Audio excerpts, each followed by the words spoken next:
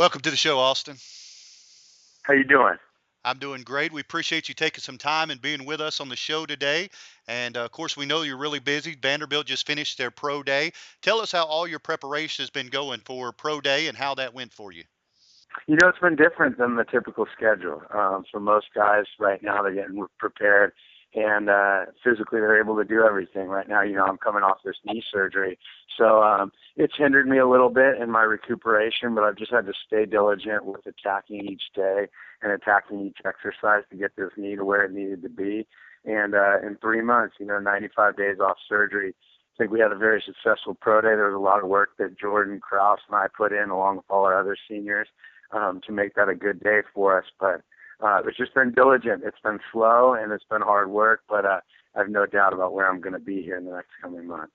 Absolutely. And I want to take a little bit of time and just walk through your senior year because I don't believe a lot of people understand how fantastic it was. If you just look at the stats, it doesn't tell the whole story. And so here you come. Of course, you were, you had a lot of success early in your career, your freshman and sophomore season. You then transferred to Vanderbilt. Got a little bit of play in your junior time, and here you come your senior year. You're going to be the man. You're going to be the quarterback. Everybody knows it. I can remember I was researching you for the first time for the Ole Miss game, and people were saying, who's this guy? And I said, I don't know. I tried to go back and watch some film on you and kind of see who you were. And but prior to that, you were coming in your senior year. You're supposed to have the best receiver duo in the game. And then, of course, the Chris Boyd got kicked off the team. We had him on the show not too long ago, and of course, Yep. not a great situation. But then, boom! I mean, you lost one of the top 10 receivers in the conference, and you still had Jordan Matthews, who I believe is the most complete wide receiver in the SEC since AJ Green. But We would agree. but you've got to, I mean, you've got to acknowledge it was not the same that you expected not to have Chris Boyd on that other side initially. No doubt. Absolutely. Chris is a great friend of mine, and I really believe in him. I believe in Yeah. his body of work and who he is as a person. And that was a really difficult thing that we had to undergo as a team and had to experience. We're being told a lot of different things and maybe some opportunities for him to come back. And we never really got to see those things come to fruition. So it was hard to live in the balance there of not knowing, what your future was going to look like out on the football field. But I just am a big believer in controlling your own circumstances. And for me, heading into my senior year, out of high school, I watched offers drop through the table because I was only 6 feet tall. Had a couple offers taken away from me as quarterback slots filled up. Went out on a whim and went to Wyoming and started as a true freshman and played as a true sophomore and went to a bowl game and was an MVP of that. Really enjoyed it. But I think what it taught me at the end of the day was I had a 3.8 GPA and I wanted to play the biggest brand of college football there was out there. And so for me, I got denied my release to transfer. I went to a junior college, graduated in one semester with an AA degree, taking 24 credits that semester, living back home. So kind of went from being a superstar to being a nobody to then getting accepted as a student to Vanderbilt and decided to walk on. And, had a long, arduous process to get to where I finally had come to for that senior year. So to lose him was difficult, but at the same time, I've been working so hard throughout my whole life to get to the point where I could make an impact that for me, I wasn't going to look back on that and dwell upon it. Of course, I would have enjoyed it, but I think we have two pretty dynamic guys out there on the outside anyway this year. Of course, Jordan, I believe, is the best receiver in the country. Absolutely. And then Jonathan Krause, at pro day, you talk about his pro day. He ran 240s under 4.4. And, the body of work that both those guys put in and our team really put in. We were a senior-laden team that really worked hard and spent a lot of time together off the field. And I think those are the things that can make a team special on the field, especially in the SEC, such a dynamic conference where you have so many great athletes. I think that you and I would both agree that Vanderbilt probably doesn't have the best raw football players. So we had to come together and do things differently in order to have success, and I'm really proud of the success that we did have. So you come in, you're following a season where Vanderbilt wins 9 games for the first time in about a zillion years. And here you are, and I actually predicted before the season for you guys to win 9 games. And a lot of people said I was crazy because you were losing. I mean, you were losing. Not only this was after the Chris Boyd situation. You lost Chris Boyd. You lost some great players from the year before. I mean, you talk about players like Zach Stacy and things that have come through and now are gone.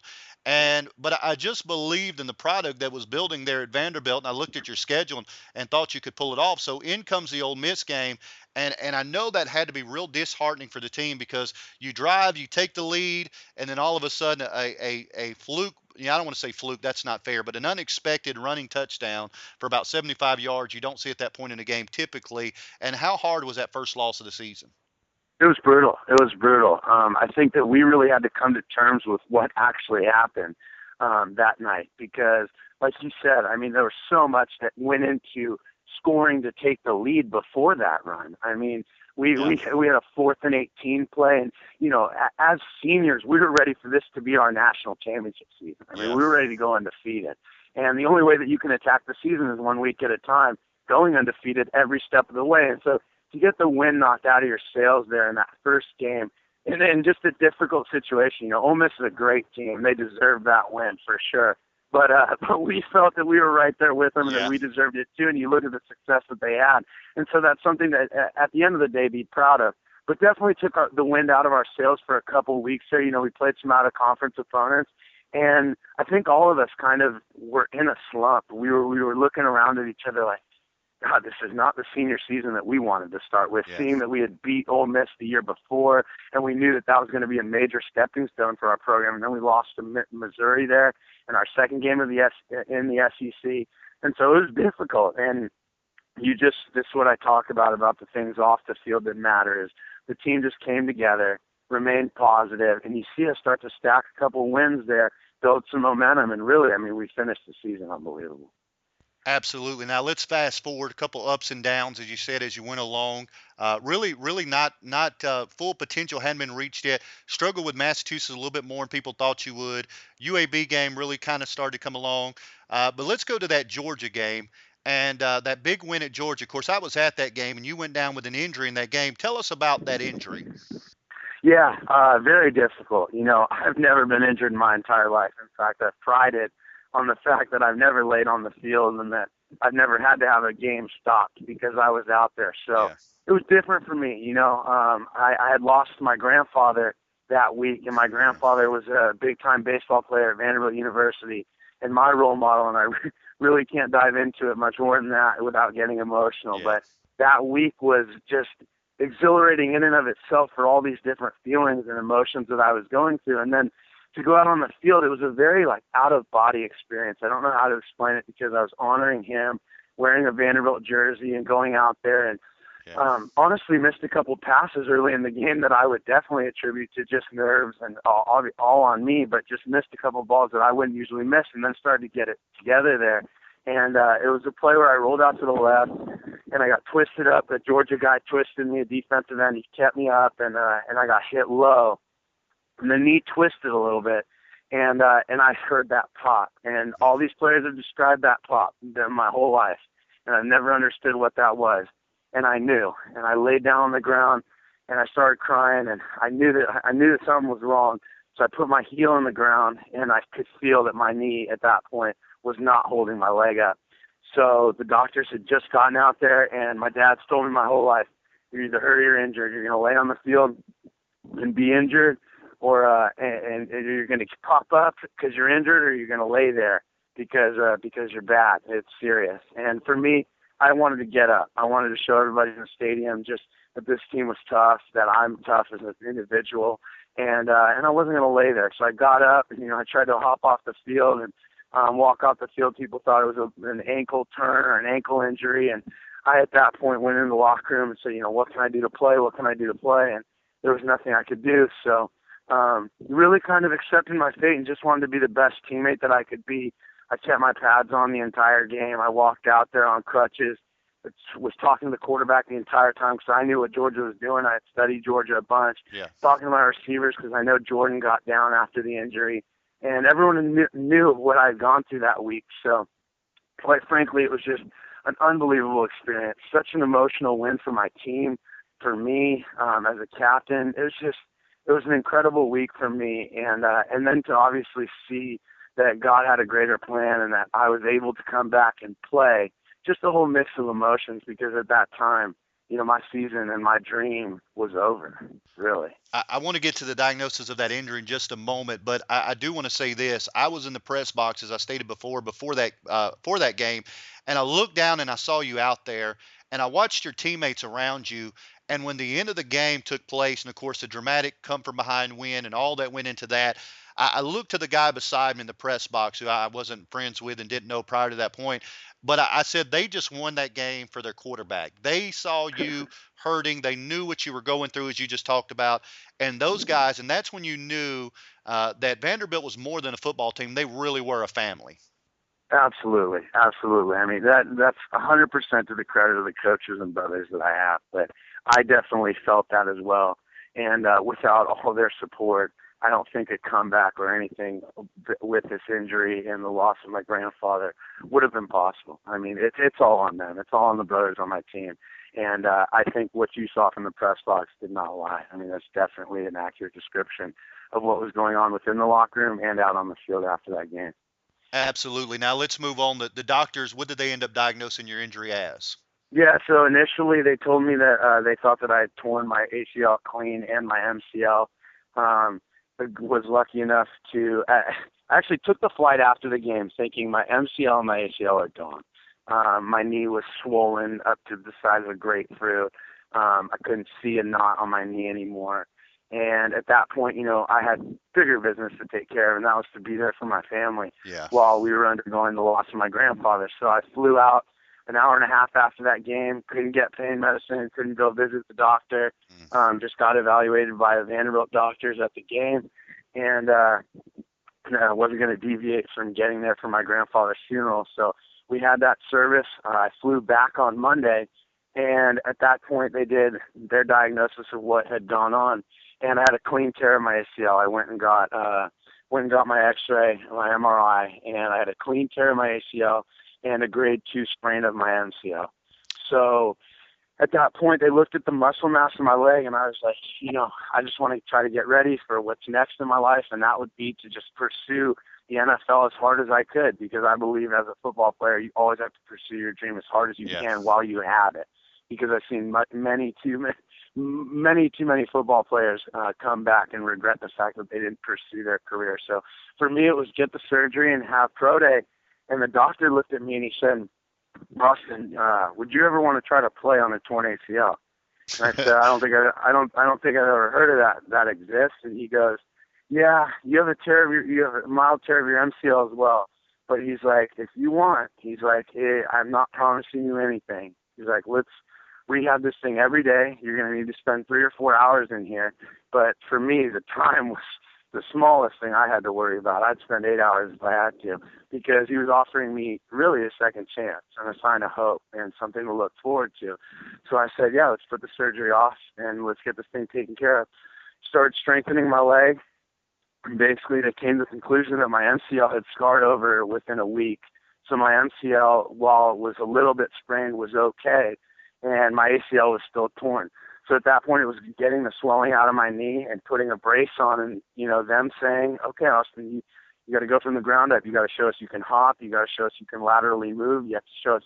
And so as my team is preparing for Texas A&M and preparing for Florida, I'm preparing for Kentucky, Wake Forest, Tennessee, trying to get ready to, ultimately try to get back on the field with my brothers, with my seniors. And long story short, it just came together really well. There was pain amidst the process, but that ACL, it was gone at that point. So it wasn't going to get any worse. They didn't put me in a liability there out on the field. So it just worked from all angles. And again, really special. Just whatever you have faith in, whether you believe in God or a higher power, it's just, to me, God was working. And to have that opportunity was special.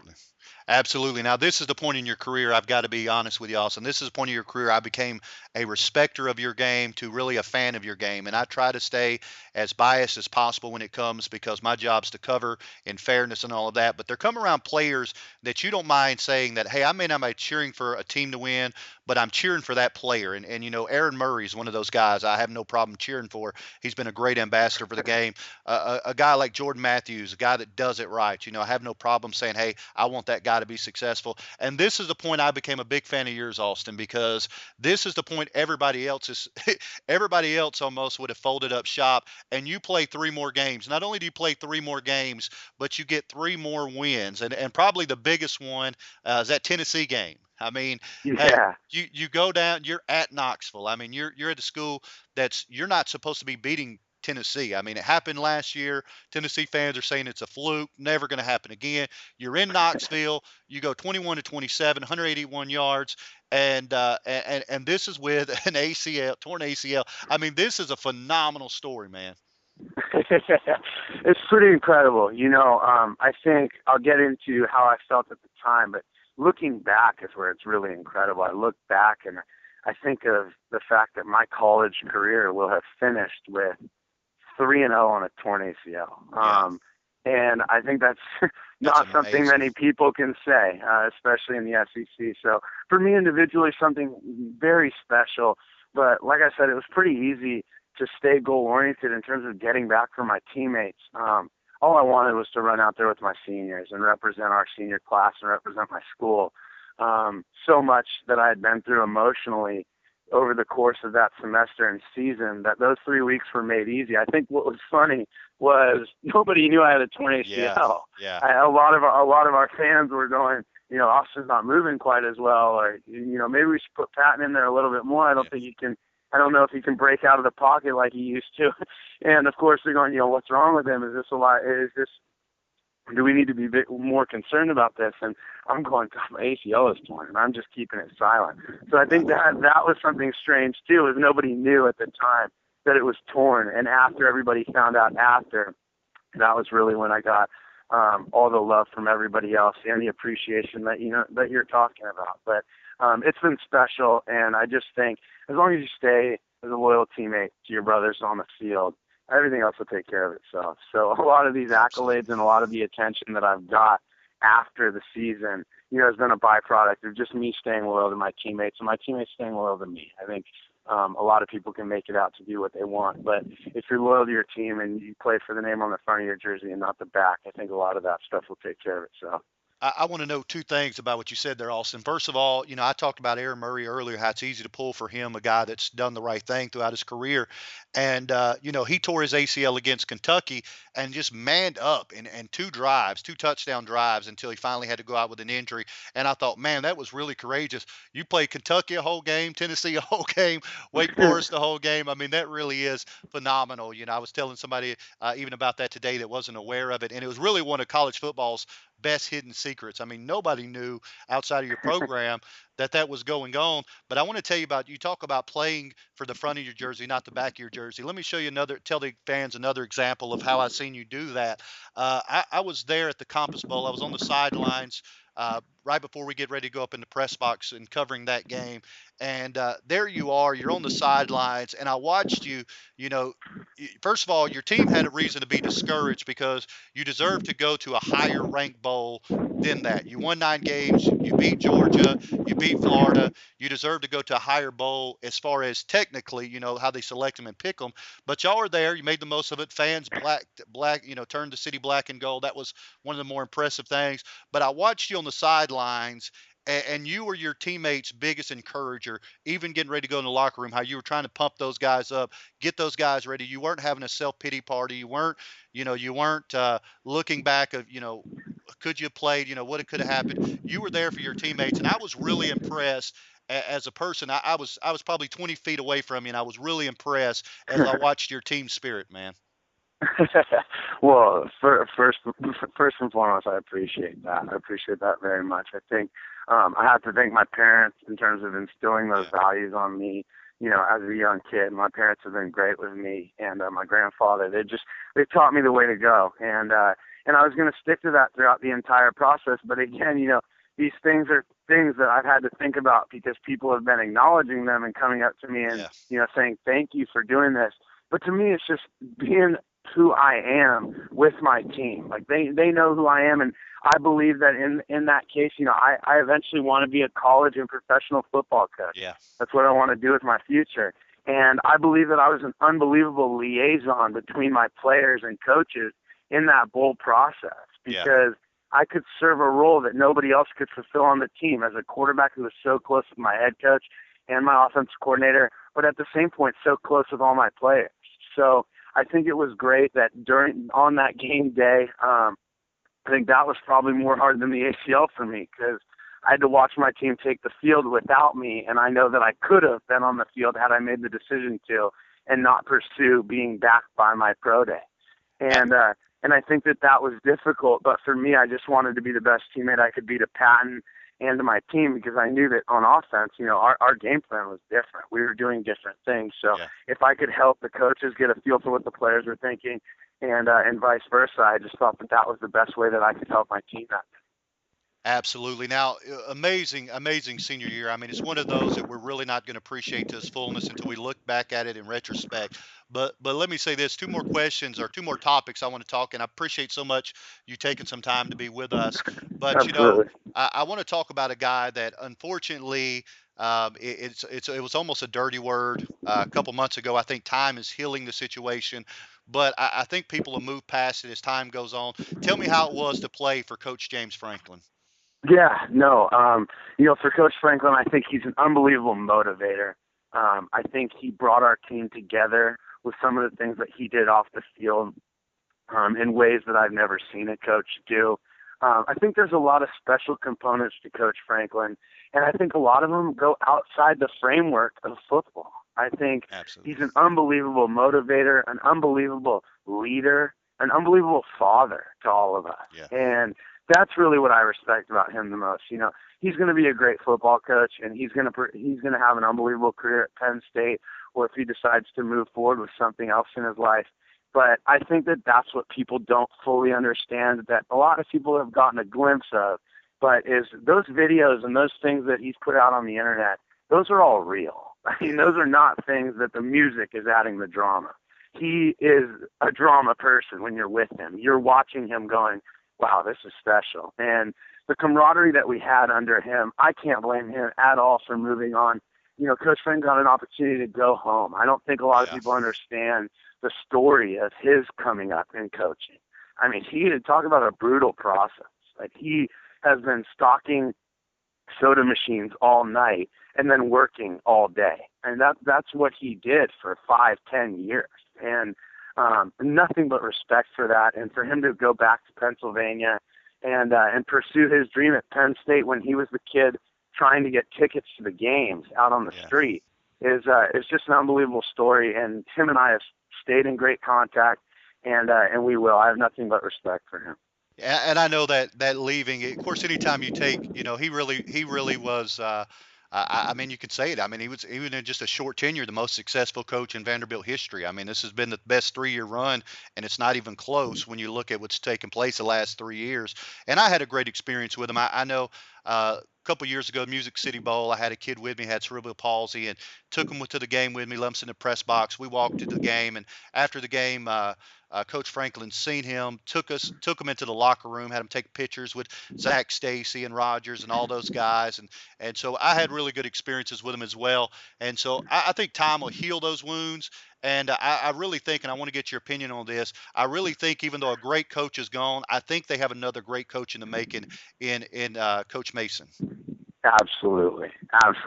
I can definitely dive into that with just the story of how I met Coach Mason. First of all, let me tell you, that Coach Franklin leaving affected my family a lot. Yeah, because absolutely. My brother is one of the top quarterbacks in the country, and he's an Elite 11 quarterback, and he's headed to college now as well. And he'd been committed to Vanderbilt since his sophomore year. And when Coach Franklin decided to leave, I didn't really have much knowledge of it, nor did my brother. So for him, he had to reevaluate a lot of things. And how I tie that back into Coach Mason is my brother ultimately decided to go to the University of Washington and play for Chris Peterson from Boise State and stay on the West Coast, as we would call it. And Coach Mason said nothing about my brother to me, I met him for the first time, and he told me to come sit in his office, and I sat with him for over an hour. I sat with him for about an hour and 15 minutes. Yeah. And he was talking to me about my accomplishments here in my life and if I needed guidance from him and giving me advice. Those are things I'll tell you the egos of coaches in college football don't allow to happen. Yeah. That's special. And I think he's very different than Coach Franklin. They have amazing qualities about both of them, but very different. So I think for our players, what's great is I don't think it's a situation where you're comparing one coach to the other. They're so different that you're not saying this guy's trying to be like Franklin. Mason is Mason, and he's not going to change who that is. And it's really special. The guys love it. The guys are happy. And I'm really excited to see him, pursue the success that we've had over the last couple of years and keep it going, because I really believe he can. And I also believe that the freshmen and young kids in our program are very special.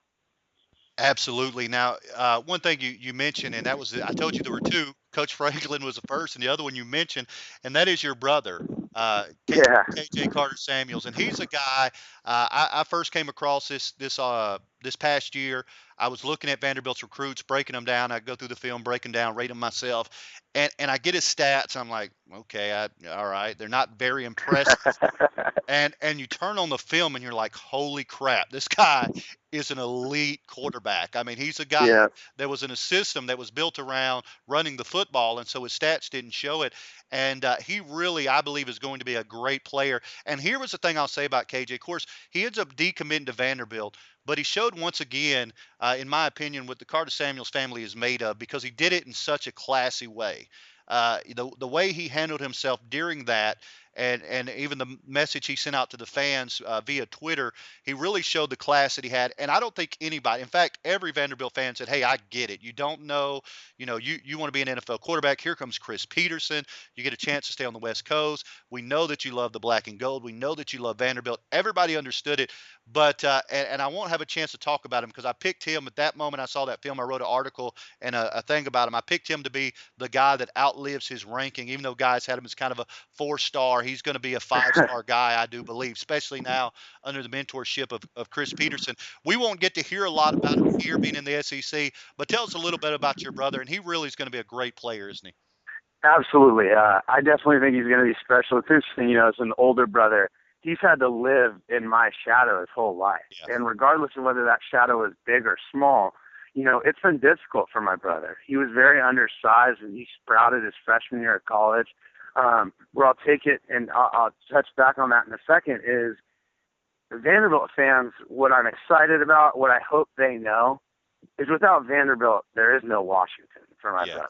Yeah. If Vanderbilt does not offer my brother his sophomore year based on physically what they see in him at a camp before he'd ever started a high school game, the stats that my brother has are not going to put him in a college system. Yeah. It's not the way it works, but that's the high school we chose to go to. It's an all-boys Jesuit high school. They run the ball, and we believe that the experience that we got as men from my parents sending us to that school, a college prep school, was going to serve us so much benefit in the future, that playing in a style of offense that would expose us is something just that doesn't matter to the greater scheme of life and the big picture. And so long story short, he got offered before he ever got to play. And that was by Vandy. And so I think that my brother's message to Vanderbilt fans when he made the decision to go somewhere else was one where he wanted to see Vanderbilt continue its success. He saw what it did for my life, and he has so much respect for that. He's a good kid. He cares about others. He has friends he still stays in touch with on our Vanderbilt team.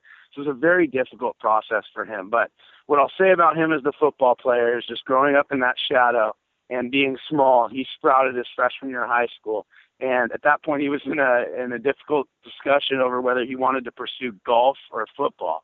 Really? And going into his sophomore year, he sprouted up to about 6'1", and started throwing the ball with that much bigger frame. And I opened my eyes and went, "Oh God, Dad, we need to get him out. We need to get him out to Vanderbilt. We need to get him on a college campus," because I said, I don't think sophomores in the country throw like this. Yeah. I know I didn't throw like that when I was in high school. So we brought him out here, and Coach Franklin offered him, and I think with my brother, it's exactly what you talked about. He's outperformed every expectation that he's ever had anywhere that you go to see him. If you go watch him, he's a special player. He's very, very mentally acute. He's far more cerebral than I am. Maybe not quite as competitive as I am, just because I'm pretty psyched. I'll throw ping pong paddles across my house if I lose in ping pong. But for him, I just think he has a bright future ahead of him. He's going to stay the right course. He's going to do the right thing. He's playing for an unbelievable coach. And I think something that people didn't understand about his decision when you look at the big picture.